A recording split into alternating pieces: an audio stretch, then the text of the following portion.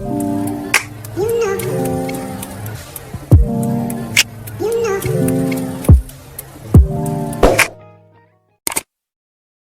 Morning everyone, I am Irshad sir. आपल्या SCA फॅमिलीमध्ये आपलं स्वागत करतो.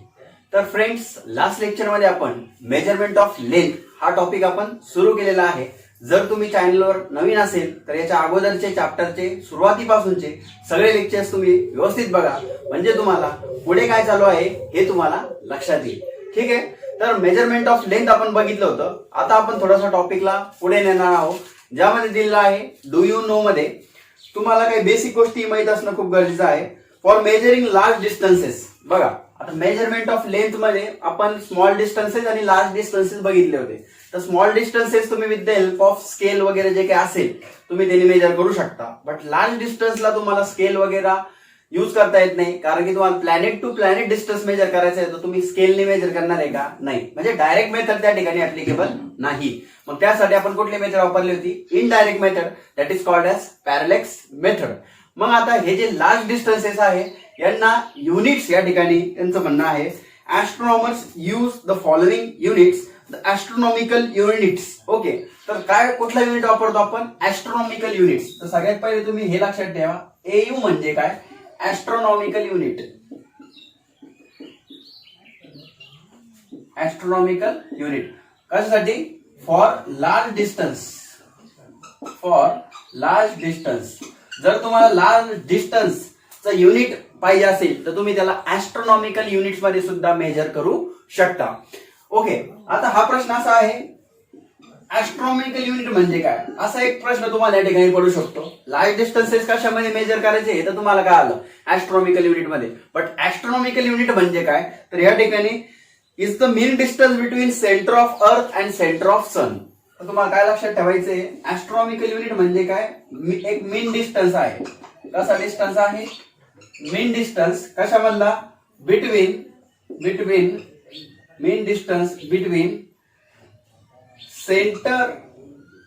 Centre of earth and centre of sun. Okay. तर मीन डिस्टन्स कशामधला घ्यायचा तुम्हाला?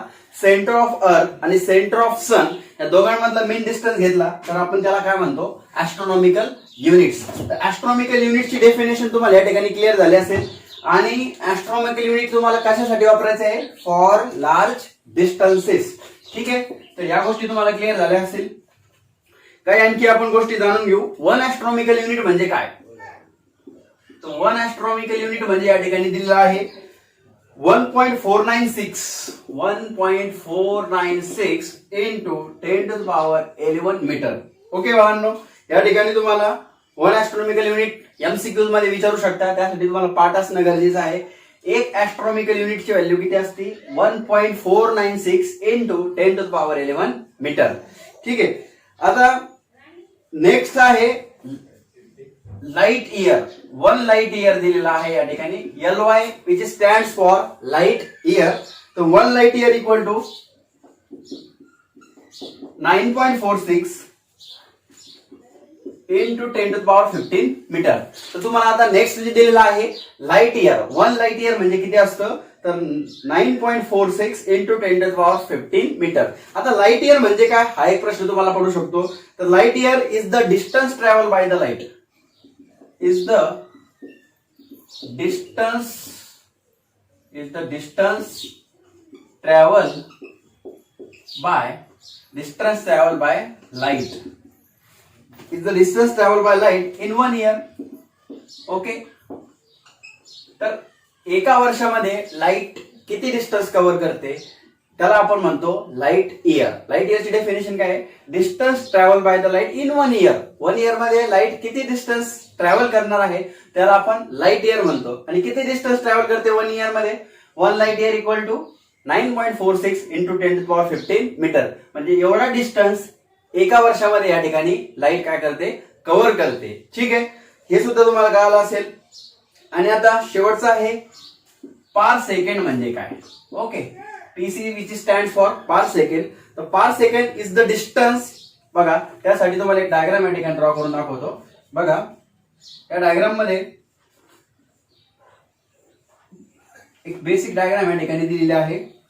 ओके, हा तुमचा सन आहे. ओके, आता इथं 1 पर सेकंड मी या ठिकाणी लिहितो.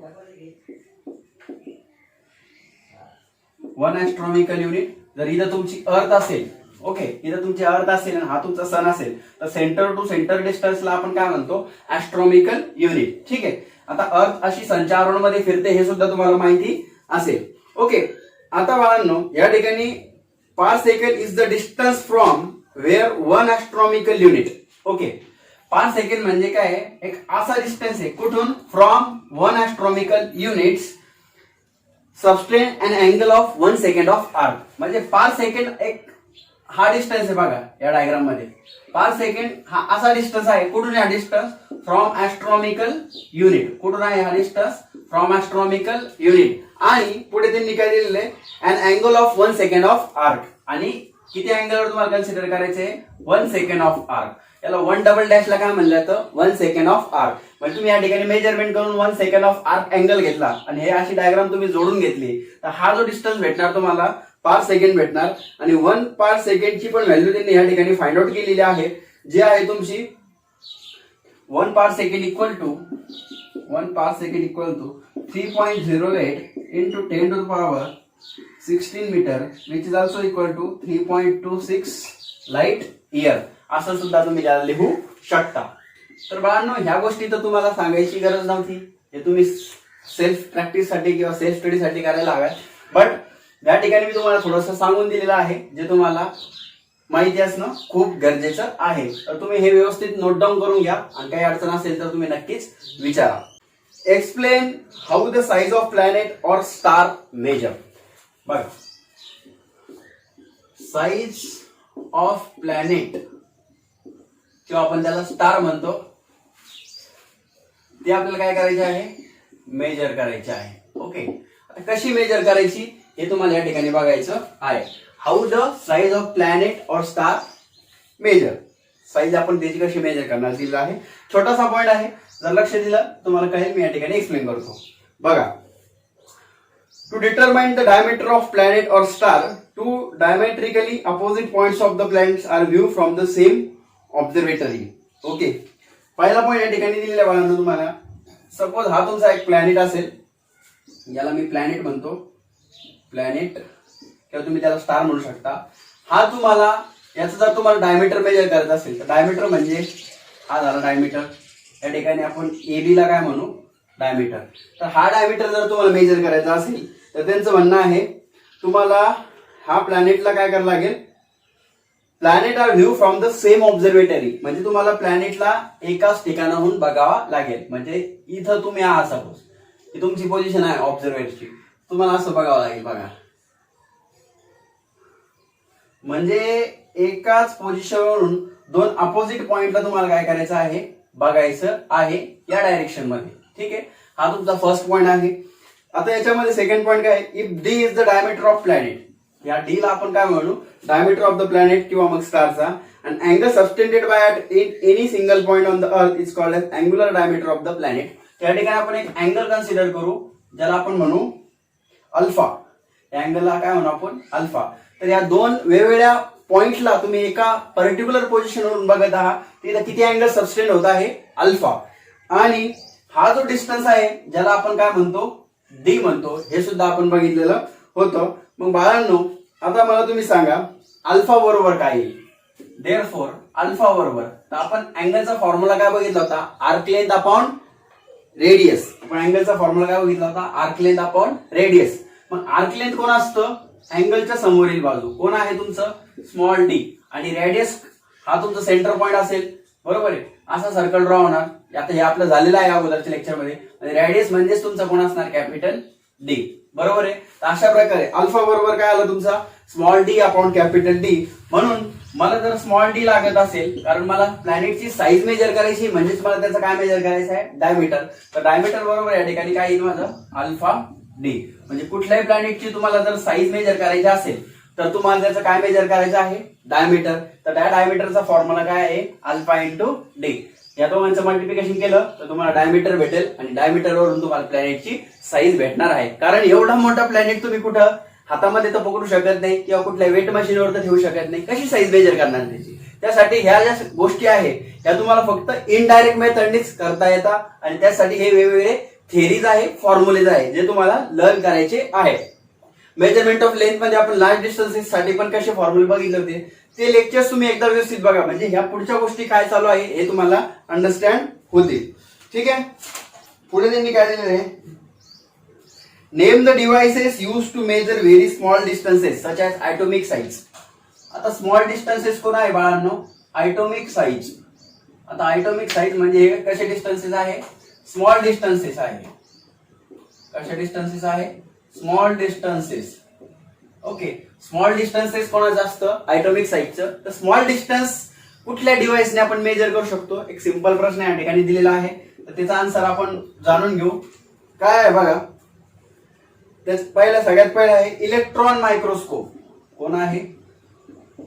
Electron microscope. Okay, electron microscope. त्याच्यानंतर आहे tunnelling electron microscope. Tunnelling electron microscope. बाळांनो, मायक्रोस्कोप बद्दल सगळ्यांना माहिती आहे. मायक्रोस्कोप कसं असतं, छोट्या छोट्या ज्या काही गोष्टी आहेत त्या बघण्यासाठी तुम्ही मायक्रोस्कोपचा वापर करता आणि त्या गोष्टी बघून तुम्ही त्याचे डिस्टन्सेस सुद्धा काय करू शकता? मेजर करू शकता. जसे तुमचे पार्टिकल्स वगैरे असतात त्याबद्दल बोलत आहे. फक्त त्याचे वेगवेगळे टाइप्स आहे म्हणून त्याची तशी नाव पडलेलं आहे, इलेक्ट्रॉन मायक्रोस्कोप आणि ट्युनेलिंग इलेक्ट्रॉन मायक्रोस्कोप. हे त्याचे प्रकार आहे म्हणून त्याचे तसे नाव पडलेलं आहे. तुम्ही फक्त मायक्रोस्कोप जरी लक्षात ठेवलं तरी चालेल आणि जर आणखी छान वाटण्यासाठी मग तुम्ही पूर्ण नाव या ठिकाणी लक्षात ठेवू शकता. ठीक आहे, तर तुम्हाला एक शेवटची गोष्ट आता सांगतो मी, त्याच्याकडे तुम्हाला लक्ष द्यायचं आहे बाळांनो. बघा, याला आपण काय वाचतो बाळांना? याला आपण वाचतो अँगस्ट्रॉम. काय वाचतो आपण याला? अँगस्ट्रॉम. काय वाचतो याला आपण? अँगस्ट्रॉम. तर या ठिकाणी अँगस्ट्रॉम बरोबर काय असतं हे तुम्हाला माहिती पाहिजे. 1 अँगस्ट्रॉम बरोबर 10⁻⁻10 मीटर. बघा, हे असं एक प्रकारचं युनिट असतं ज्याला आपण अँगस्ट्रॉम वाचतो. ओके, डिस्टन्सच युनिट आहे. जसं आपण ऍस्ट्रॉनॉमिकल युनिट बघितलं तसं अँगस्ट्रॉम पण एक डिस्टन्सच युनिट आहे. तर 1 अँगस्ट्रॉम इज इक्वल टू किती आहे? 10⁻10⁻10 मीटर. कारण की समटाइम्स तुम्हाला एक्झाम्पल मध्ये ज्यावेळेस आपण जाणार आहोत तुम्हाला असं दिलेलं असतं, सपोज डिस्टन्स तुम्हाला दिलेलं आहे 3 अँगस्ट्रॉम. ओके, तर तुम्ही हे अँगस्ट्रॉम मध्ये ठेवू शकत नाही कारण डिस्टन्सचा याचा युनिट काय आहे? मीटर आहे. मग तुम्हाला याला मीटर मध्ये कन्वर्ट करण्यासाठी कसं करता येईल? 3 इंटू 1 अँगस्ट्रॉम ची व्हॅल्यू किती आहे? 10⁻10. म्हणजे याला तुम्हाला किती मल्टिप्लाय करायचं आहे? 10⁻10. बरोबर आहे. जसं 4 अँगस्ट्रॉम दिलेला असेल तर कसं करणार? 4 इंटू 10⁻10. फेम्टोमीटर बद्दल एक सांगून देतो. फेम्टोमीटर. ओके, त्याला आपण FM सुद्धा म्हणू शकतो. FM stands for femtometre. या ठिकाणी फेम्टोमीटर साठी बाळांनो लक्षात ठेवा 1 फेम्टोमीटर इक्वल टू असतं 10⁻15 मीटर. म्हणजे आता फेम्टोमीटर मधून तुम्हाला मीटर मध्ये कन्वर्ट करण्यासाठी कुठला फॅक्टर मल्टिप्लाय करणार आहे? 10⁻15. सपोज क्वेश्चन मध्ये दिलेला आहे 2 फेम्टोमीटर, तर तुम्ही याला मीटर मध्ये कसं करशाल? 2 इंटू 10⁻15 मीटर. सपोज 9 फेम्टोमीटर दिलेला आहे, कसं करशाल? 9. फक्त हा फॅक्टर मल्टिप्लाय करायचा आहे 10⁻15 मीटर. तर फेम्टोमीटर मधून मीटर मध्ये जाण्यासाठी 10⁻15 आणि अँगस्ट्रॉम मधून मीटर मध्ये जाण्यासाठी 10⁻10. अशा प्रकारे ह्या बेसिक गोष्टी तुम्हाला या ठिकाणी माहित असणं गरजेचं आहे. ठीक आहे, हे सुद्धा तुम्ही नोट डाऊन करून घेतला असेल. बरोबर, या ठिकाणी दिलेलं आहे to measure the size of microscopic object using the microscope the wavelength of light to be used in the microscope is so choose that it is smaller than size of the object to be measured. Thus the visible light with the wavelength range 4000 angstrom to 7000 angstrom. बाळांनो, तुम्ही wavelength बद्दल study केलं आहे तर प्रत्येक कलरच्या लाईटची wavelength कशी असते? वेगळी असते. म्हणजे तुम्हाला वेगवेगळ्या प्रकारची लाईट तुम्ही स्टडी केलं असेल. विजिबल लाईट, इनविजिबल लाईट किंवा वेव्स बद्दल तुम्ही स्टडी केला असेल 9th स्टँडर्डला. रेडिओ वेव्स, ऑडिओ वेव्स, वेगवेगळ्या प्रकारचं. तर विजिबल लाईट रे जे आपल्याला आहे त्याची वेवलेंथ किती असते हे तुम्हाला पाठ करायचे आहे. तुम्हाला माहिती असेल 4000 अँगस्ट्रॉम टू 7000 अँगस्ट्रॉम ही विजिबल लाईटची काय आहे? आपली वेवलेंथ आहे. यामध्ये If object size is smaller, this smaller wavelength will be needed, thereby making use of an electron microscope necessary. Okay, याच्याबद्दल एवढंच दिलेलं आहे. तर बाळांनो तुम्हाला फक्त एक शेवटचा पॉईंट हा एक लक्षात ठेवायचा आहे. व्हिजिबल लाईटची वेव्हलेंथची रेंज किती आहे. जसं की तुम्ही विबज्योर बद्दल स्टडी केलेला आहे, विबज्योर बद्दल तुम्ही स्टडी केलेला आहे, तर सगळ्यात कमी कलरचा लाईट कुठला असतो तुमच्या, सगळ्यात कमी वेव्हलेंथ असणारा कलरची लाईट व्हायलेट, ज्याची तुम्ही 4000 कन्सिडर करू शकता. सगळ्यात जास्त कोणाची वेव्हलेंथ असते, रेड कलरची असते. कारण रेड कलर तुम्हाला कितीही दूर जरी तुम्ही उभा असेल तर तुम्हाला रेड कलर लगेच दिसून येतो, कारण की त्याचं कारण किती आहे, त्याची वेव्हलेंथ सगळ्यात जास्त आहे. आणि सगळ्यात कमी कोणाची आहे, व्हायलेट. आणि यांची या दोघांच्या मध्ये तर व्हिजिबल लाईटची वेव्हलेंथ किती आहे, 4000 एंगस्ट्रॉम टू 7000 एंगस्ट्रॉम. अशा प्रकारे आजच्या लेक्चरमध्ये आपण मेजरमेंट ऑफ लेंथचे जे राहिलेले टॉपिक होते ते सगळे कव्हर केलेले आहे. जर तुम्हाला ह्या गोष्टी कळल्या नसतील, तुम्ही मेजरमेंट ऑफ लेंथचा लेक्चर एकदा व्यवस्थित बघा. Measurement of length bye Irshad sir, SCA family असं तुम्ही सर्च केलं तर तुम्हाला ते लेक्चर भेटतील. आणि त्याच्या अगोदरचे पण लेक्चर जर तुम्ही बघितले नसेल तर units and measurement first lecture पासून तुम्ही आतापर्यंत सगळे लेक्चर्स व्यवस्थित बघितले आणि जर त्याला व्यवस्थित वाचलं तर तुम्हाला काय चालू आहे हे तुम्हाला व्यवस्थित कळेल. कारण बाळांनो आपण फिजिक्सची सुरुवात आता या ठिकाणी केलेली आहे फर्स्ट लेक्चर पासून, फर्स्ट चॅप्टर पासून, फर्स्ट लेक्चर पासून. तर तुम्हाला पूर्ण फिजिक्स जर व्यवस्थित अंडरस्टँड करून घ्यायचा असेल तर तुम्ही कुठलाही लेक्चर बिलकुल मिस करू नका आणि व्यवस्थित अभ्यास करा, म्हणजे तुम्हाला छान प्रकारे सगळ्या गोष्टी कळतील. आणि तुम्ही आपल्या चॅनलवर नवीन असेल तर आपल्या चॅनलला शेअर आणि सबस्क्राईब करायला विसरू नका. अशा प्रकारे मी तुमची परवानगी घेतो आणि आपण आता आपलं लेक्चर या ठिकाणी स्टॉप करू. ठीक आहे. Have a nice day. Thank you.